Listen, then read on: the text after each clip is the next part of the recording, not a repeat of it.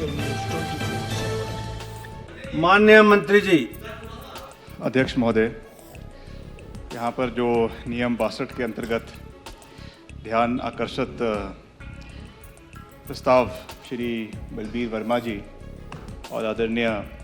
श्री हरीश जनाठा जी लेकर आए हैं, इसके ऊपर बड़े विस्तार पूर्वक दो अलग अलग विषयों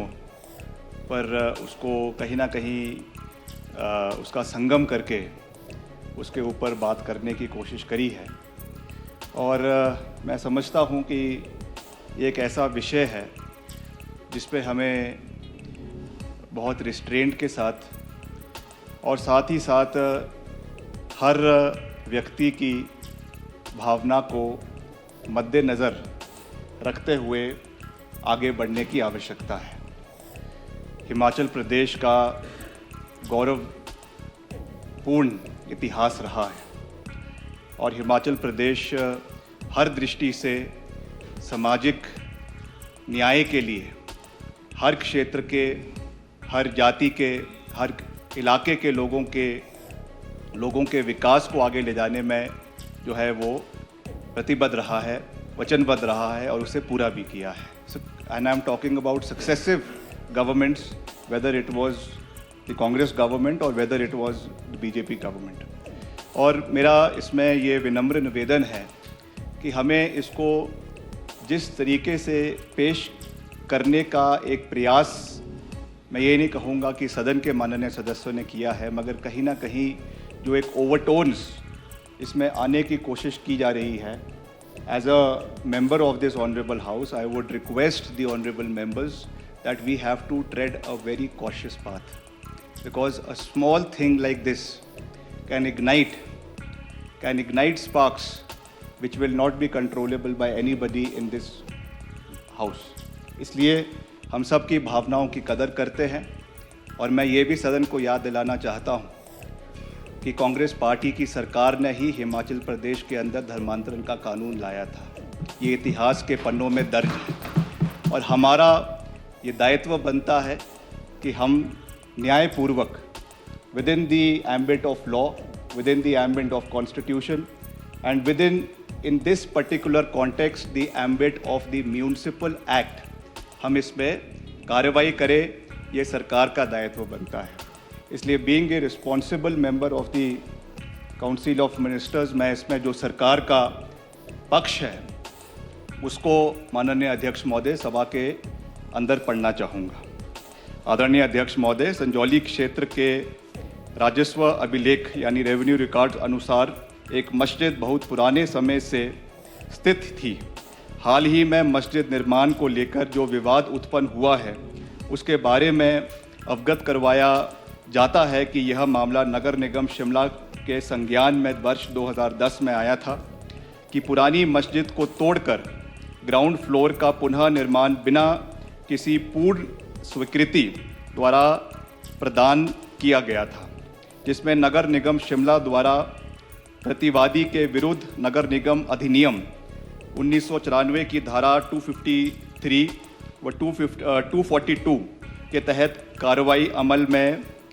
लाते हुए अवैध निर्माण बारे मामला आयुक्त नगर निगम शिमला के न्यायालय में सुनवाई हेतु लगाया गया था और वर्तमान में विचाराधीन है। अवैध निर्माण का विवरण निम्न जो है प्रकार का है। Column to column 110.11 square metre, जो इसका छज्जा है वो 7.26 स्क्वायर मीटर और जो टोटल इसका वर्ग एरिया है 117.37 स्क्वायर मीटर। सुनवाई के दौरान प्रतिवादी द्वारा वक्फ बोर्ड द्वारा दिनांक 16/10/2012 को जारी अनापत्ति प्रमाण पत्र प्रस्तुत किया गया, जो कि प्रधान संजौली मस्जिद कमेटी के पक्ष में निम्न आशय के साथ जारी किया गया था। This office has agreed to grant you NOC for reconstruction of this mosque on the Waqf Board land situated at Sanjoli, Shimla. The superstructure to be constructed as per plan to be approved by the local authorities. इसके अतिरिक्त दिनांक 26/6/2013 को मामले की सुनवाई के दौरान प्रतिवादी ने मस्जिद का एग्जिस्टिंग प्रपोज प्लान कुछ दस्तावेजों के साथ दर्ज किया। तत्पश्चात दिनांक 21/12/2023 को सुनवाई के दौरान पाया गया कि प्रतिवादी द्वारा दर्ज किए गए नक्शे की त्रुटियां पाई गई व न्यायालय द्वारा प्रतिवादी को फ्रेश ड्राइंग दर्ज करने हेतु निर्देश दिए गए। प्रतिवादी द्वारा उपरोक्त सुनवाई के दौरान बिना नगर निगम की अनुमति के 4 अतिरिक्त मंजिलों के अवैध निर्माण 2018 से पहले कर दिया गया था, जिस हेतु नगर निगम अधिनियम 1994 की धारा 254(6) के तहत संपूर्ण उल्लंघन की विवृत करने हुए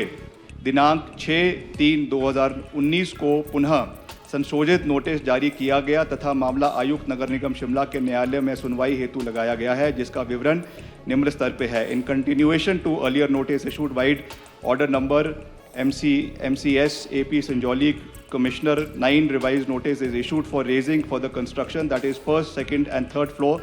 plus roof. The details of measured area is as under: total area 590.82 square metre, जिस बारे में अभी हमारे माननीय सहयोगी और मंत्री ने विवरण किया कि 15/7/2023 को ये मामलात में आया कि न्यायालय के सुनवाई के दौरान यह पाया गया है कि प्रतिवादी जिसके विरुद्ध अवैध निर्माण हेतु मामला चलाया गया था वो ना तो वक्फ बोर्ड का पदाधिकारी है और ना ही मस्जिद कमेटी का पदाधिकारी है। इसलिए वक्फ बोर्ड की प्रतिवादी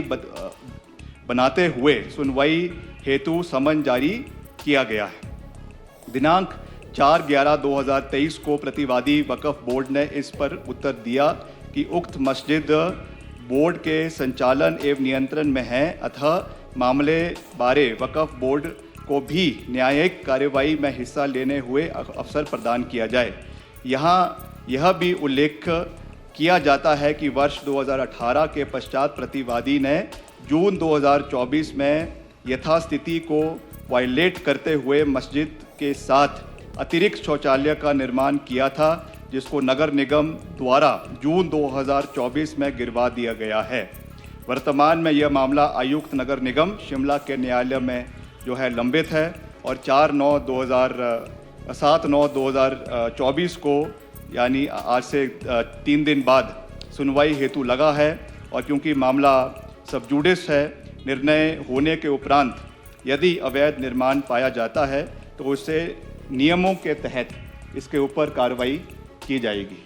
मैं इसके अलावा भी बहुत कुछ बोलना चाहता हूं, मगर संविधान की बाधाओं में रहते हुए हमें जो है